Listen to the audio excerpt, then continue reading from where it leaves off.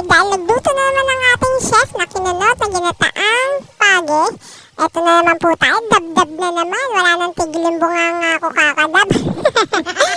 So eto nga guys, ang kailangan natin, siling green, luya, bawang, at syempre ang sibuyas. Siya rin ang naghiwa yan. Syempre dapat siya na gumawa lahat.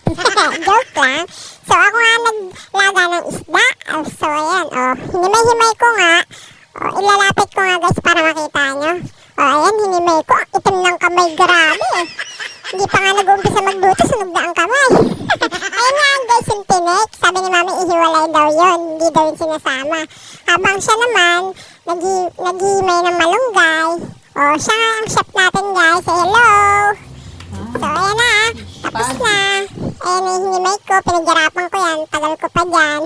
Nilagay ko nga yung unang gata, sibuyas, bawang, siling green, at saka luya. So, sasalang lang natin yan guys, hanggang sa kumulo. Diba? Kakasalang ko lang. Kumulo na agad. Napaka-magic. Ang bilis naman.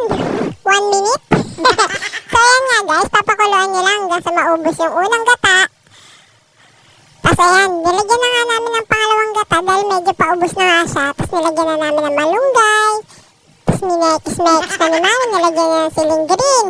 Nilagyan niya ng suka. Ang paasim ng mukha. Tapos nilagyan niya ng paminta. At saka ng siling pula para masarap ang kain. So ayan nga guys, papakuluan nyo lang siya hanggang maging ganyan yung texture niya. Maubos-ubos yung gata. Tapos parang nagmamantika na. So ayan na nga yun guys. Titikman natin. Napakasarap guys. Subukan nyo.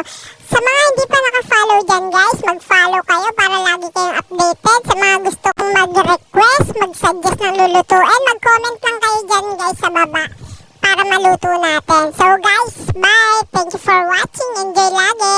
Bye!